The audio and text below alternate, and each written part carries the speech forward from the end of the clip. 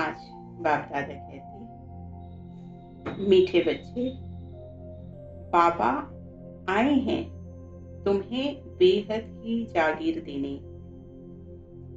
ऐसे मीठे बाबा को तुम प्यार से याद करो तो पावन बन जाएंगे। आज का प्रश्न है, विनाश का समय जितना नजदीक आता जाएगा उसकी निशानियां क्या होगी? उत्तर है, विनाश का समय नजदीक होगा तो पहले पॉइंट, सबको मालूम पड़ता जाएगा कि हमारा बाबा आया हुआ है। दूसरी पॉइंट, अब नई दुनिया की स्थापना, पुरानी का विनाश होना है। बहुतों को साक्षात्कार भी होंगे। तीसरी पॉइंट है, सन्यासियों, राजाओं आदि को ज्ञान मिलेगा।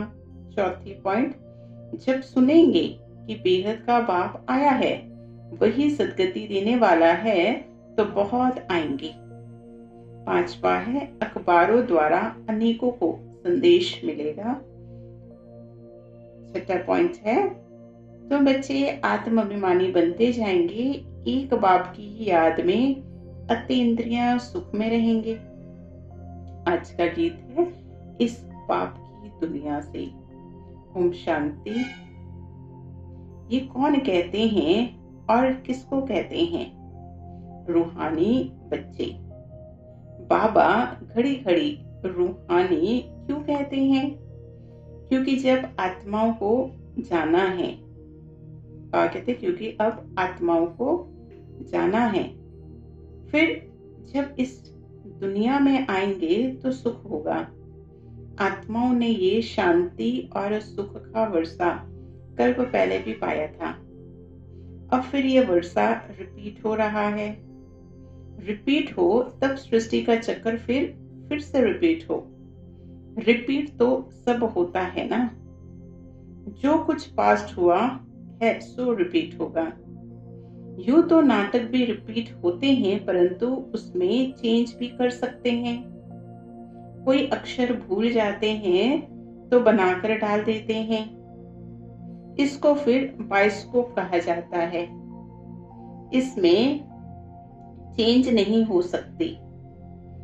ये अनादि बना बनाया है। उस नाटक को बना बनाया नहीं कहेंगे। इस ड्रामा को समझने से फिर उनके लिए भी समझ में आ जाता है। बच्चे समझते हैं जो नाटक आदि अभी देखते हैं वो सब है झूठे। कलयुग में जो चीज देखी जाती है वो सतयुग में होगी नहीं। सतयुग में जो हुआ था सो फिर सतयुग में होगा। ये हद के नाटक आदि फिर से भक्ति मार्ग में ही होंगे। जो चीज भक्ति मार्ग में होती है वो ज्ञान मार्ग अर्थात सतयुग में नहीं होती। तो अभी बेहद के बाप से तुम वर्षा पा रहे हो। बाबा ने समझाया है, एक लौकिक बाप से और दूसरा पारलौकिक बाप से वर्षा मिलता है। बाकी जो अलौकिक बाप है उनसे वर्षा नहीं मिलता। ये खुद उनसे वर्षा पाते हैं। ये जो नई दुनिया की प्रॉपर्टी है वो बेहद के बाप ही देते हैं, सिर्फ इन द्वारा ना, ब्रह्मा द्वारा इनसे अडॉप्ट करते हैं, इसलिए इनको बाप कहते हैं। भक्ति मार्ग में भी लौकिक और पालौकिक दोनों याद आते हैं। ये अलौकिक नहीं याद आता क्योंकि इनसे कोई वर्षा मिलता ही नहीं है।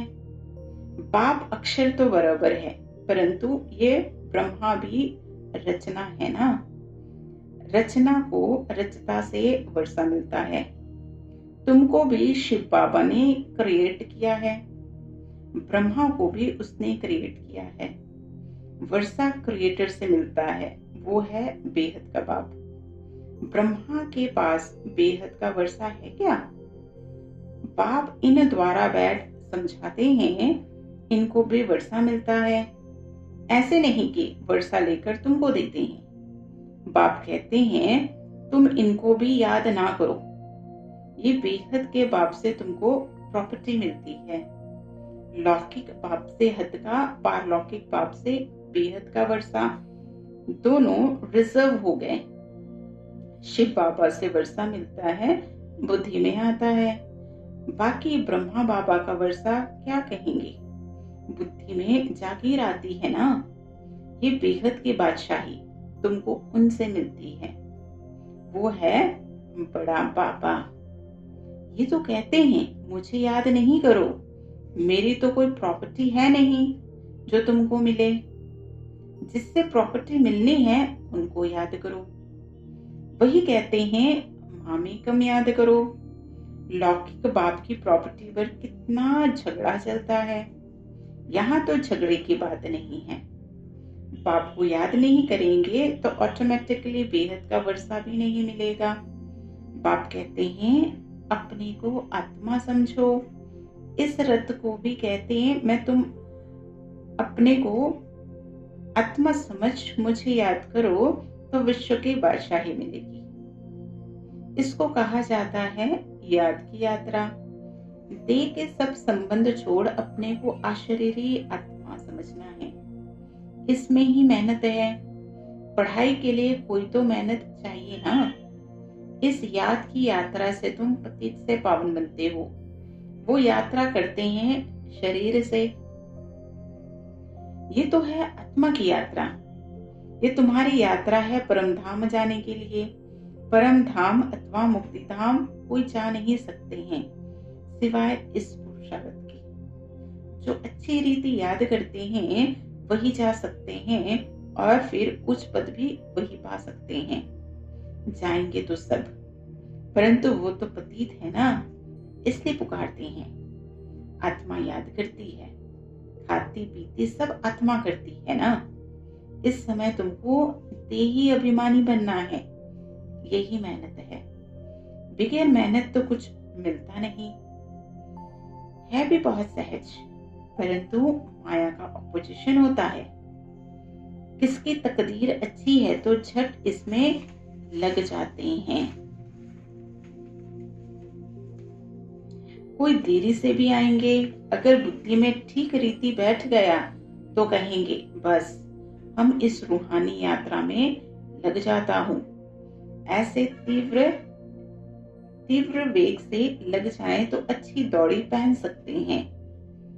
घर में रहते भी बुद्धि में आ जाएगा। ये तो बहुत अच्छी राइट बात है। हम अपने को आत्मा समझ पतित पावन बाप को याद करता हूँ। बाप के फरमान पर चले तो पावन बन सकते हैं, बनेंगे भी जरूर।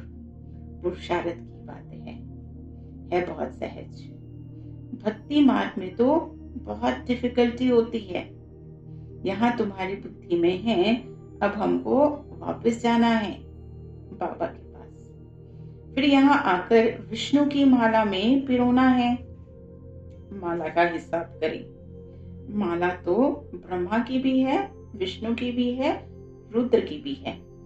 पहले पहले नए सृष्टि के ये है ना, बाकी सब पीछे आते हैं। गोया पिछाड़ी में पिरोते हैं। कहेंगे तुम्हारा उच्च कुल क्या है, तुम कहेंगे विष्णु कुल। हम असल विष्णु कुल के थे, फिर क्षत्रिय कुल के बने, फिर उनसे बिरादरियां निकलती है। इस नॉलेज से तुम समझते हो बिरादरियां कैसे बनती हैं। पहले पहले रुद्र की माला बनती है, ऊंचते ऊंच बिरादरी है। बाबा ने समझाया है कि तुम्हारा बहुत ऊंच कुल है। ये भी समझते हैं सारी दुनिया को पैगाम जरूर मिलेगा। जैसे कई कहते हैं भगवान जरूर कहाँ आया हुआ है, परंतु पता नहीं पड़ता है। आखिर पता तो लगेगा सबको, अखबारों में पढ़ता जाएगा। अभी तो थोड़ा डालते हैं, ऐसे नहीं कि एक अखबार सब पढ़ते हैं। लाइब्रेरी में भी पढ़ सकते हैं।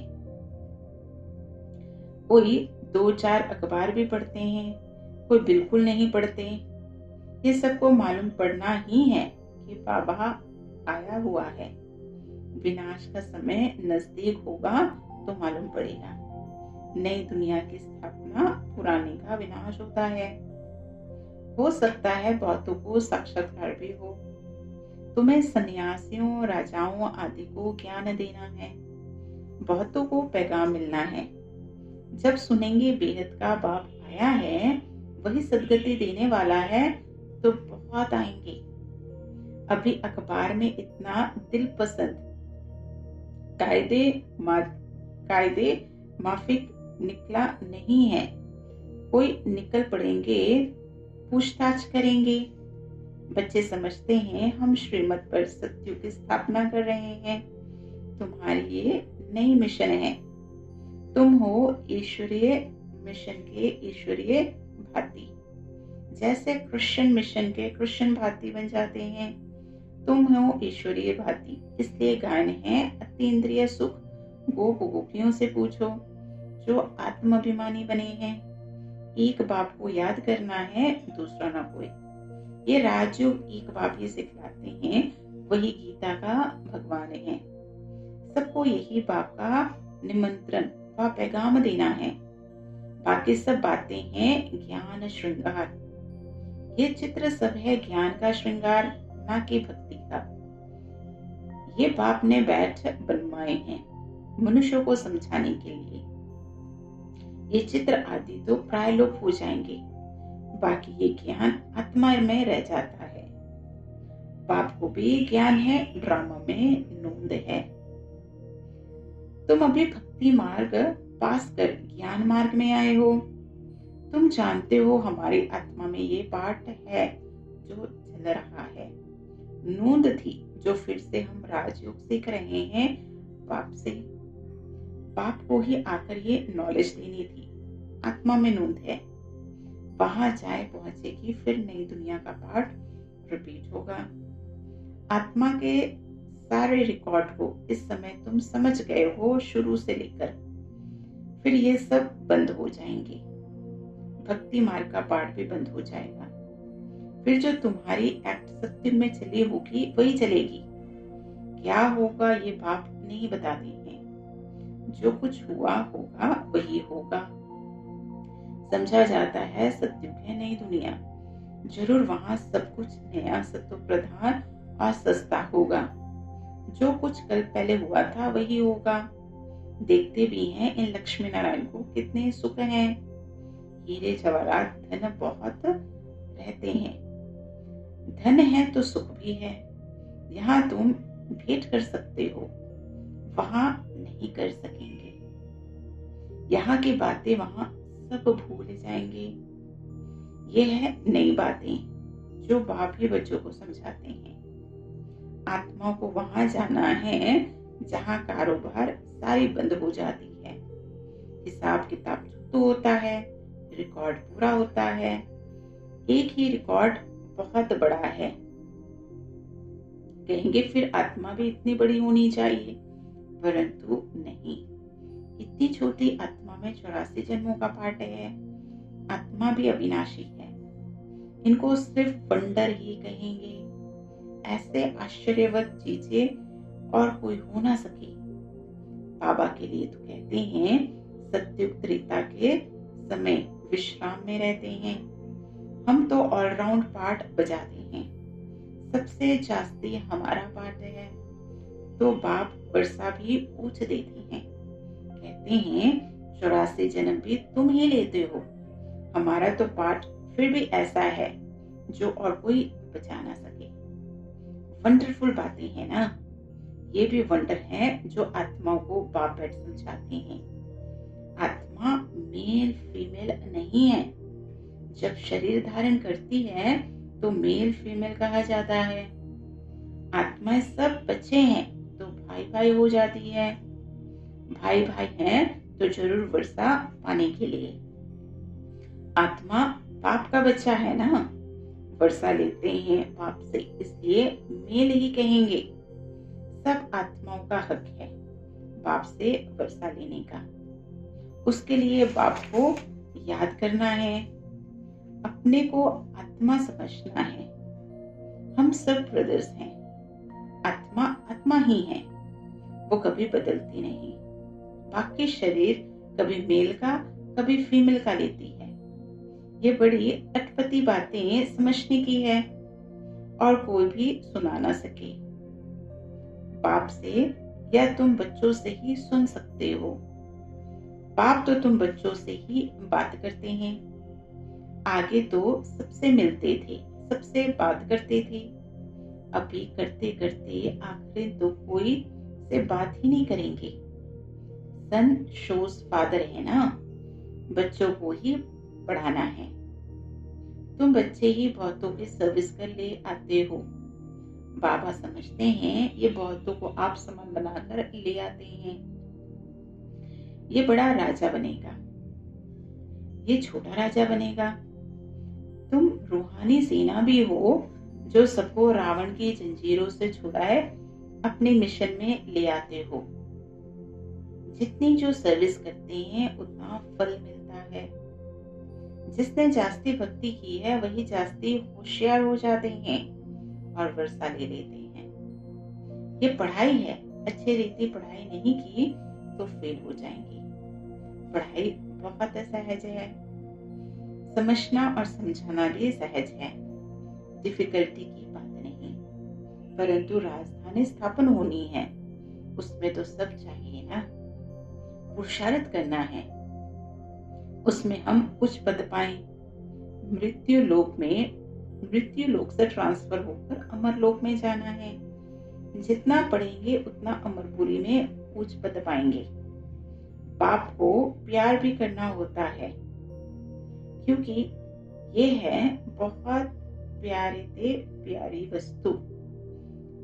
प्यार का सागर भी है, एक रस प्यार हो ना सके। कोई याद करते हैं, कोई नहीं करते हैं। जिसको समझाने का भी नशा रहता है ना, बाबा कहते हैं किसको समझाने का भी नशा रहता है ना, ये बड़ा टेम्पटेशन है। कोई को भी बताना है ये यूनिवर्सिटी है, ये स्पिरिचुअल पढ़ाई है। ऐसे चित्र और कोई स्कूल में नहीं दिखाई जाते। दिन प्रतिदिन और ही चित्र निकलते रहेंगे जो मनुष्य देखने से ही समझ जाएंगे। सीढ़ी है बहुत अच्छी, परंतु देवता धर्म का नहीं होगा तो उनको समझ में नहीं आएगा। जो इस कुल का होगा उनको तीर लगेगा। जो हमारे देवता धर्म के पत्ते होंगे वही आएंगे। तुमको फील होगा ये तो बहुत रुचि से सुन रहे हैं, कोई तो ऐसे ही चले जाएंगे। दिन प्रतिदिन नई नई बातें भी बच्चों को समझाते रहते हैं। सर्विस का बड़ा शौक चाहिए। जो सर्विस पर तत्पर होंगे वही दिल पर चढ़ेंगे और तख्त पर भी चढ़ेंगे। आगे चल तुमको सब साक्षात्कार होते रहेंगे, उसी खुशी में तुम रहेंगे। दुनिया में तो हाहाकार बहुत होना है, रक्त की नदियां भी बहनी है। बहादुर सर्विस वाले कभी भूख नहीं मरेंगे। परंतु यहाँ तो तुमको वनवास में रहना है, सुख भी वहां मिलेगा। कन्या को तो वनवा में बिठाते हैं ना, ससुर घर जाकर खूब पहनना। तुम भी ससुर घर जाते हो तो नशा रहना चाहिए, वो है ही सुख धाम। अच्छा, फिर याद प्यार है बाबा का, मीठे मीठे सीख लेते बच्चों के प्रति माता पिता बाप दादा का याद प्यार। और गुड मॉर्निंग रूहानी बाप की रूहानी बच्चों को नमस्ते। हम रूहानी बच्चों की रूहानी बाप दादा को याद प्यार, गुड मॉर्निंग और नमस्ते नमस्ते नमस्ते। धारणा के लिए मुख्य पहले पॉइंट है, माला में पिरोने के लिए देही अभिमानी बन तीव्र वेग से याद की यात्रा करनी है। बाप के फरमान पर चलकर पावन बनना है। दूसरी पॉइंट है, बाप का परिचय दे बहुतों को आप समान बनाने की सर्विस करनी है। यहाँ वनवा में रहना है। अंतिम हाहाकार के सीन देखने के लिए महावीर बनना है। आज का वरदान है, हर कर्म में फॉलो फादर कर स्नेह का रिस्पॉन्ड देने वाले तीव्र पुरुषार्थी भव। विस्तार है, जिससे स्नेह होता है उसको ऑटोमेटिकली फॉलो करना होता है। सदा याद रहे कि ये कर्म जो कर रहे हैं ये फॉलो फादर हैं। अगर नहीं है तो स्टॉप कर दो। बाप को कॉपी करते बाप समान बनो। कॉपी करने के लिए जैसे कार्बन पेपर डालते हैं वैसे अटेंशन का पेपर डालो तो कॉपी हो जाएगा। क्योंकि अभी ही तीव्र पुरुषार्थी बन स्वयं को हर शक्ति से संपन्न बनाने का समय है। अगर स्वयं को संपन्न नहीं कर सकते हो तो सहयोग लो, नहीं तो आगे चल टू लेट हो जाएगा। और आज का स्लोगन है, संतुष्टता का फल प्रसन्नता है। प्रसन्न चित्त बनने से प्रश्न समाप्त हो जाते हैं। तो ये है आज 26/12/2020 के बाबा के साकार रूप से चले हुए मधुर